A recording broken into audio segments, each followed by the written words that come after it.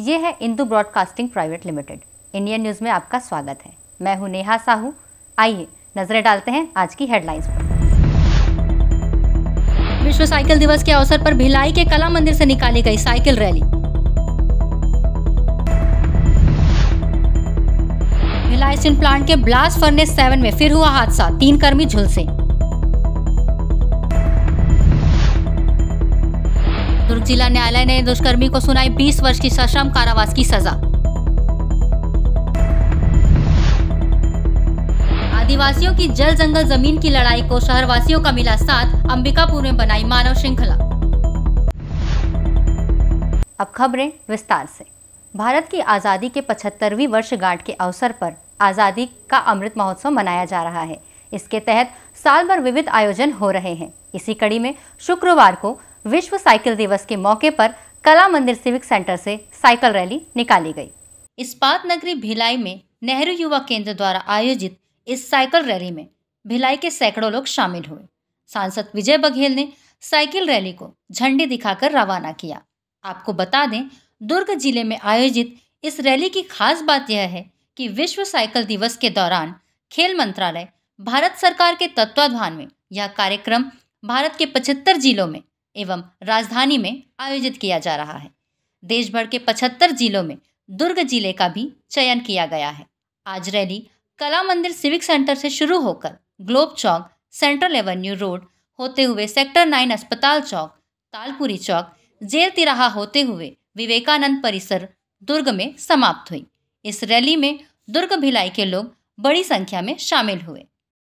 आज विश्व साइकिल दिवस है और हमारे दुर्ग के नेहरू युवा केंद्र के द्वारा, जिसके प्रमुख नितिन शर्मा जी हैं, उनके द्वारा ये आयोजन किया जा रहा है और हर साल ऐसे आयोजन होते हैं। ऐसे बहुत सारे अच्छे काम जिनके बारे में हमारे प्रेरणा स्वरूप स्वामी विवेकानंद जी ने हम सबको एक आदर्श के रूप में जो शिक्षा दी थी, उसके अनुसार नेहरू युवा केंद्र हमेशा पूरी सक्रियता और सामर्थ्य के साथ ऐसे आयोजन करते हैं। आज विश्व साइकिल दिवस के शुभ अवसर पर मैं पूरे मेरे क्षेत्रवासियों को, भिलाई वासियों को, दुर्ग लोकसभा वासियों को बहुत बहुत बधाई देता हूँ, शुभकामनाएं देता हूँ। पूरे छत्तीसगढ़ वासियों को बधाई, शुभकामनाएं कि आप भी अपने स्वास्थ्य के प्रति जागरूक रहें। साइकिल से बहुत लाभ है।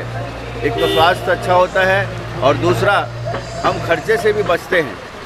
ये बहुत सारी जो बातें हैं वो हम उसको आत्मसात करें और हमेशा ज़्यादा से ज़्यादा साइकिल चलाएं, ये मेरा निवेदन है। इंडियन न्यूज़ के लिए भिलाई से कैमरामैन सन्नी के साथ सुनील चौहान की रिपोर्ट। सोनिया गांधी के बाद प्रियंका गांधी भी हुई कोरोना पॉजिटिव। रिपोर्ट पॉजिटिव आने के बाद प्रियंका गांधी ने खुद को क्वारंटीन कर लिया है। इससे पहले कांग्रेस अध्यक्ष सोनिया गांधी के कोरोना पॉजिटिव होने की खबर आई थी। प्रियंका गांधी कांग्रेस पार्टी की महासचिव हैं। सरगुजा संभाग में निवासरत पंडो पहाड़ी कोरवा बिरहोर जनजाति के पास सेटलमेंट रिकॉर्ड नहीं हो पाने के कारण उनका जाति प्रमाण पत्र नहीं बन पा रहा है, जहां इन संरक्षित अनुसूचित जनजातियों के लोगों को अपनी ही जाति को बताने के लिए जद्दोजहद करना पड़ रहा है। सरगुजा संभाग में 40,000 से अधिक परिवार हैं जो अपने जाति प्रमाण पत्र के अभाव में आदिवासी होने का कोई लाभ नहीं पा रहे हैं। स्थिति यहाँ तक आ गई है कि एकलव्य आवासीय विद्यालय आदिवासी छात्रावासों से बच्चों को बाहर निकाल दिया गया है। थानों में प्रमाण पत्र पेश नहीं कर पाने के कारण गैर आदिवासियों पर अनुसूचित जाति जनजाति अत्याचार निवारण अधिनियम की धाराओं के तहत अपराध दर्ज नहीं हो पा रहा है। शासन की योजनाओं में भी जाति प्रमाण पत्र नहीं होने से परेशानियां झेलनी पड़ रही हैं। इधर समाज कल्याण समिति के प्रदेशाध्यक्ष उदय पंडो ने कहा कि जाति प्रमाण पत्र जारी करने की प्रक्रिया में सरलीकरण किया जाना चाहिए। पिछले वर्ष में क्या हुआ कि मेरा अनिल का एडमिशन हुआ एकलव्य स्कूल में, उसका जाति निवास करने उसका नाम कट गया और फिर अभी मैं सुनील को करवाया थी, एकलव्य में हुआ है, उसका भी नाम कटने वाला है। मैंने बोल दिया है गुरुजी कि नहीं, अगर नहीं जाति निवास अगर नहीं लगाओगे तो फिर नाम कटेगा। ये रामचंद्रपुर ब्लॉक है और इधर बलरामपुर, इस क्षेत्र में लगभग जो जनसंख्या है लगभग 20,000 पंडोलों की जनसंख्या है और उसमें लगभग 5 से 6,000 लगभग बच्चे हैं जो नवयुवक वर्ग के लोग भी हो गए हैं।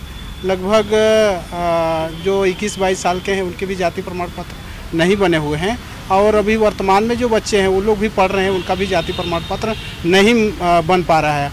और कई कारण हैं कि इनको जो शासन से जो कल्याणकारी योजना है, छात्रवृत्ति वगैरह होगा, हॉस्टल आश्रम वगैरह में है, तो जाति प्रमाण पत्र के अभाव के कारण ये वहाँ तक नहीं पहुँच पा रहे हैं, जिससे उनका जिस गति से विकास होना चाहिए था वो नहीं हो पा रहा है। हमारे सबसे ज़्यादा समस्या है जाति प्रमाण पत्र। जाति प्रमाण पत्र नहीं बन पा रहा है अभी संभाग के किसी ज़िले में नहीं। पहाड़ी, कोरवा, पंडो हुए, बिरहोर हुए, ये इनका सेटलमेंट हमारे नहीं है। मतलब 80% लोगों के पास सेटलमेंट नहीं है और इसके वजह से जाति प्रमाण पत्र नहीं बन रहा है। बच्चे नहीं पढ़ पा रहे हैं, जिनका एडमिशन हो जा रहा है बीच में उनका नाम काट दिया जा रहा है ना, छात्रवृत्ति नहीं मिल पा रहा है, और जिनका अगर जो पढ़ रहे हैं उनका नौकरी नहीं मिल पा रहा है। मतलब जाति प्रमाण पत्र के लिए बहुत समस्या हो रहा है अभी। इधर केंद्रीय राज्य जनजाति कार्य मंत्री रेणुका सिंह ने कहा कि छत्तीसगढ़ प्रदेश से जो जातियों में लिपिकीय त्रुटि थी उसका संशोधन और कुछ ऐसी जातियां जिनको सूची में शामिल करना था, इसमें जो भी प्रक्रिया होनी थी वो सभी पूरी हो चुकी हैं। लेकिन पार्लियामेंट का सत्र कम होने की वजह से विधेयक नहीं आ पाया है। लेकिन आने वाले सत्र में यह विधेयक मेरे द्वारा लाया जाएगा, जिसके बाद ही जाति प्रमाण पत्र को लेकर जो भी त्रुटि है वह दूर हो सकेगी। छत्तीसगढ़ प्रदेश से जो जातियों के लिपिकीय त्रुटि थे उनका जो संशोधन और कुछ जातियां ऐसी जिनको आदिवासी की सूची में शामिल करना था, इसकी जो प्रक्रिया होती है सारी प्रक्रियाएं पूरी हो गई है। कैबिनेट नोट भी तैयार है। अभी लोकसभा और राज्यसभा में इसका बिल आना था, मुझे ही उस बिल को लाना था, लेकिन पार्लियामेंट 5 दिन पहले बंद हो गया। इस वजह से हम लोग उस विधेयक को नहीं ला पाए। लेकिन अभी जो सत्र आएगा उसमें ये बिल आ रहा है। तो चाहे पंडो हो, पंडो की जाति है, गोड़ की जाति है, इसमें जो लिपिकीय त्रुटि है और जो हमारे किसान हैं, जो बिंजिया हैं, जिनको आदिवासी की सूची में शामिल करना है, ये विधेयक हमारा बहुत जल्दी आएगा। बहरहाल इन पंडो, पहाड़ी, कोरवा, बिरहोर विशेष पिछड़ी जनजाति परिवारों के पूर्वज कई पीढ़ियों प्रारंभ से इस संभाग में निवास कर रहे हैं। इनका सेटलमेंट नहीं है और न ही 1950 के पूर्व का कोई जाति संबंधित दस्तावेज है। इसलिए संभाग के जिलों में निवासरत पंडो, पहाड़ी, कोरवा, बिरहोर परिवारों का जाति प्रमाण पत्र नहीं बन पा रहा है। यही वजह है कि सरगुजा संभाग के सभी जिलों में निवासरत पंडो, पहाड़ी, कोरवा, बिरहोर विशेष पिछड़ी जनजाति परिवारों को सेटलमेंट के अभाव में जाति प्रमाण पत्र जारी नहीं हो पा रहा है। इसलिए दर दर भटकना पड़ रहा है और पढ़ाई छोड़नी पड़ रही है। इंडियन न्यूज़ के लिए bureau report, Surguja. Bhilai steel plant के अंदर हादसे रुकने का नाम नहीं ले रहे हैं। गुरुवार आधी रात हुए हादसे में 3 कर्मी झुलस गए। बीएसपी स्टाफ ने तुरंत जख्मी हालत में तीनों को मेन गेट स्थित मेडिकल पोस्ट पहुंचाया। वहां से प्राथमिक उपचार के बाद सेक्टर 9 अस्पताल में भर्ती करा गया। बताया जा रहा है कि तीनों कर्मचारी 15 से 20% तक झुलस गए हैं। 2 दिन पहले भी ब्लास्ट फर्नेस 7 में हुए हादसे में एक ठेका मजदूर की मौत हो गई थी। ब्लास्ट फर्नेस 7 में हुए हादसे के बाद शुक्रवार सुबह फिर से SMS2 की कन्वर्ट 3 में ब्लास्ट हो गया। इससे पिघले हुए लोहे के छींटे वहां काम कर रहे कर्मचारियों के ऊपर गिरे और वह झुलस गए। झुलसने वालों में एक BSP कर्मी और 2 ठेका कर्मी हैं। तीनों को सेक्टर 9 हॉस्पिटल में भर्ती कराया गया है। शुक्रवार रात 2:45 पर भिलाई इस्पात संयंत्र के SMS2 में काम चल रहा था। यहाँ कन्वर्ट 3 में पिघले हुए लोहे को शिफ्ट किया जा रहा था। इसी दौरान वहां अचानक ब्लास्ट हो गया। इससे पिघले हुए लोहे के छींटे काफी दूर तक गिरे। इस दौरान वहां काम कर रहे मान सिंह ठाकुर और ठेका कर्मचारी गिरी कुमार और भूषण लाल के ऊपर भी लोहे के छींटे गिरे, जिससे वो बुरी तरह से जख्मी हो गए। उमरिया जिले के विश्व प्रसिद्ध बांधवगढ़ टाइगर रिजर्व के कलवाह परिक्षेत्र में पार्क में गश्ती दल को एक बाघ शावक का शत-विशत अवस्था में शव मिला है, जिसके बाद प्रबंधन की टीम मौके पर पहुंची और डॉग स्क्वाड के माध्यम से बाघ शावक के मौत के कारणों की जांच शुरू कर दी गई। प्रबंधन के मुताबिक मृत बाघ शावक की उम्र 3 से 4 माह है, जिसकी मौत नर बाघ के द्वारा हमले से हुई है। वन्य जीव चिकित्सकों की टीम ने बाघ का PM सैंपल एकत्रित किया है। घटना के कारणों की जांच की जा रही है। कलवा परिचित की पूर्व मैनवा बीट में कर्मचारियों को एक बाघ शावक का शव जिसकी उम्र लगभग 3 से 4 माह की मिला, जिसकी सूचना उनके द्वारा वरिष्ठ अधिकारियों को दी गई। मौके का निरीक्षण डॉग स्क्वाड द्वारा कराया गया एवं मैटर डायरेक्टर से बॉडी की जांच की गई। आसपास सर्च कराने पे कोई ऐसी साक्ष्य नहीं मिले जिससे कुछ गड़बड़ी की संभावना हो। प्राथमिक जो जानकारी है और जो मौके पर साक्ष्य पाए गए हैं उससे ऐसा प्रतीत होता है कि किसी बाघ द्वारा इस बच्चे को मारा गया है। एनटीसीए के प्रोटोकॉल के अनुसार बाघ शावक का पोस्टमार्टम कराया गया और उसको जलाकर नष्ट किया गया। दुर्ग जिला न्यायालय ने नाबालिग के साथ दुष्कर्म के मामले में आरोपी को 20 वर्ष की सश्रम कारावास की सजा सुनाई है। दुर्ग जिला न्यायालय की विशेष लोक अदालत ने नाबालिग के साथ दुष्कर्म किए जाने के एक मामले में आरोपी मेशराम यादव को 20 वर्ष सश्रम कारावास की सजा सुनाई है। दरअसल यह पूरा मामला बोरी थाना क्षेत्र का था, जहां वर्ष 2020 में 19 अप्रैल को आरोपी मेशराम यादव बुरी नीयत से पड़ोस में रहने वाली नाबालिग के घर घुसा था, जिस पर परिवार वालों की नजर पड़ने पर पीड़िता ने विगत 1 वर्षों से आरोपी के द्वारा शादी का प्रलोभन देकर शारीरिक संबंध बनाने की जानकारी दी, जिसकी शिकायत बोरी थाना में दर्ज किए जाने के बाद पुलिस ने पास्को एक्ट सहित अन्य धाराओं के तहत मामला पंजीबद्ध कर जिला न्यायालय में पेश किया, जिस पर दुर्ग जिला न्यायालय की विशेष लोक अदालत ने सुनवाई करते हुए आरोपी मेशराम यादव को दोषी माना है और 20 वर्ष सश्रम कारावास की सजा सुनाई है। इस मामले में विशेष लोक अभियोजक राजेश कुमार साहू ने पैरवी की। इसमें जो लड़का था मेशराम यादव, वो जो पीड़िता है उसको शादी का प्रलोभन देकर के धमकी देकर बार बार उसके साथ शारीरिक संबंध बनाता था और प्रथम प्रारंभिक विवेचना में अपराध कायम किए जाने को संपूर्ण विवेचना फिर बोरी थाना द्वारा की गई और वो माननीय न्यायालय के समक्ष चालान पेश किया गया और उसमें सभी का जो आरोप लगाए गए थे अभियोजन की ओर से वो पूर्णतः प्रमाणित हुआ और इसलिए उस सभी तथ्यों को, दस्तावेजों को देखते हुए, परिस्थितियों को देखते हुए माननीय न्यायालय द्वारा आरोपी को 20 साल की सज़ा और 500 रुपया का जुर्माना का आदेश पारित किया गया है। इसमें आदिवासियों की जल, जंगल, जमीन की लड़ाई गांव से निकलकर अब शहर की ओर रुख कर चुकी है। आदिवासियों की जल, जंगल, जमीन को बचाने के लिए शहर के लोग भी एकजुट हो रहे हैं। अंबिकापुर शहर के घड़ी चौक में भी शहर के गणमान्य नागरिकों द्वारा घड़ी चौक से लेकर महामाया चौक तक मानव श्रृंखला बनाकर विरोध जताया है। दरअसल हसदेव अरण्य के जंगल को कोल खनन के लिए काटने की तैयारी की जा रही है और अब तक लगभग 500 से अधिक पेड़ों को काटा जा चुका है, जिसको लेकर आदिवासियों ग्रामीण द्वारा लगातार विरोध जताया जा रहा है। अब यह विरोध की आवाज़ शहरों तक पहुंच गई है। यही कारण है कि जल, जंगल, जमीन बचाने को लेकर शहर के लोगों में इसका खासा आक्रोश देखने को मिल रहा है। शहर के लोगों की माने तो हसदेव अरण्य के जंगल कट जाने से आदिवासी ग्रामीण अपने गांव से दूसरी जगह विस्थापित हो जाएंगे। वहीं सरगुजा के आदिवासियों की बनी पहचान और संस्कृति भी धीरे धीरे समाप्त हो जाएगी। वहीं दूसरी ओर पेड़ कटने से भूजल के स्तर भी घटने लगेंगे, साथ ही प्राकृतिक में जो व्यवस्थाएं बनी हुई हैं उसमें बदलाव भी आने लगेंगे।